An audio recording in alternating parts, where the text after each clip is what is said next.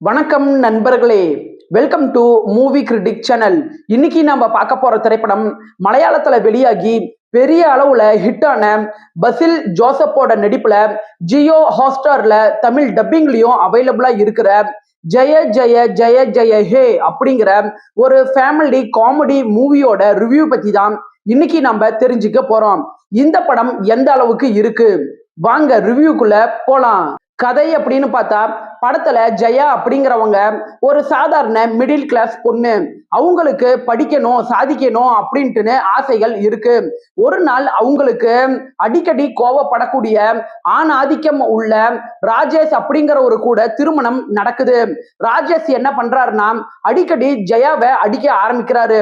ஒரு லிமிட்டுக்கு மேல பொறுமையை இழந்த ஜெயா தன்னோட கணவரை தற்காப்பு கலை மூலமா திருப்பி அடிக்க ஆரம்பிக்கிறாங்க.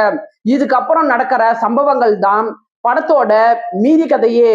பாசிட்டிவ் அப்படின்னு பார்த்தா, படத்தோட பெரிய பலம் பசில் ஜோசப் மற்றும் தர்ஷனா ராஜேந்திரன், இவங்களோட ஆக்டிங் தான்.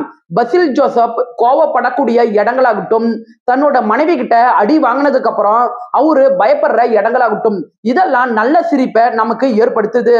தர்ஷனா ராஜேந்திரன் படத்தோட ஆரம்பத்துல அமைதியா இருந்துகிட்டு திடீர்னு ஆக்ஷன் மோடுக்கு மாறுற இடங்கள் நல்ல மாசாவே இருக்குது. அங்கித் மேனனோட பின்னணி இசை ஆக்ஷன் காட்சிகளை நல்லாவே மெருகேத்தி கொடுக்குது. ஒரு கமர்ஷியல் ஹீரோ ரேஞ்சுக்கு படத்துல வர சண்டை காட்சிகளை இவங்க மேக் பண்ணுது படத்துக்கு நல்லாவே சப்போர்ட் பண்ணுது. ஒரு குடும்ப சண்டை கதைகளத்தை இவங்க சீரியஸா சொல்லாம டார்க் காமெடியா பிரசன்ட் பண்ண முயற்சி பண்ண விதத்துக்கு டைரக்டரை நீங்க நல்லாவே பாராட்டலாம். படம் ஆரம்பிச்சதுல இருந்து முடிகிற வரைக்குமே ஆடியன்ஸுக்கு லேக் அப்படிங்கிற ஒரு விஷயத்த பெருசா காட்டாத அளவுக்கு திரைக்கதை நல்ல சுவாரஸ்யமாவே இருக்கு. குறைகள் அப்படின்னு பாத்தீங்கன்னா, படத்தோட முதல் 30 நிமிஷத்துல ஹீரோயினோட சின்ன வயசு வாழ்க்கையை பத்தி சொல்லியிருப்பாங்க. அந்த போர்ஷன் கொஞ்சம் ஸ்லோவா மூவ் ஆகிற ஒரு ஃபீலை ஏற்படுத்ததான் செய்யுது. அதுக்கப்புறம் திரைக்கதை விறுவிறுப்பா மூவ் ஆக ஆரம்பிச்சிருது. படத்தோட கிளைமேக்ஸ்ல கோர்ட் ரூம் சம்பந்தப்பட்ட காட்சிகள் வரும்.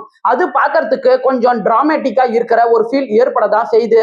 இதெல்லாம் படத்துல சின்ன சின்ன குறைகளா தான் எனக்கு தெரியுது. ஓவராலா இந்த படம் ஒரு மஸ்ட் வாட்ச் மூவி அப்படின்னு நான் சொல்லுவேன். தமிழ் டப்பிங்லயே இருக்கு, விருப்பப்படுறவங்க பாருங்க. படம் ஃபேமிலி வாட்சபிள். என்னோட ரிவ்யூ உங்களுக்கு பிடிச்சதுன்னா மறக்காம லைக் பண்ணி சப்ஸ்கிரைப் பண்ணுங்க. வேற ஏதாவது படத்தோட ரிவ்யூ வேணும்னா அந்த படத்தோட பெயரை கமெண்ட்ல பதிவிடுங்க. நாம வேற ஒரு வீடியோல சந்திக்கலாம். அது வரைக்கும் நன்றி, வணக்கம்.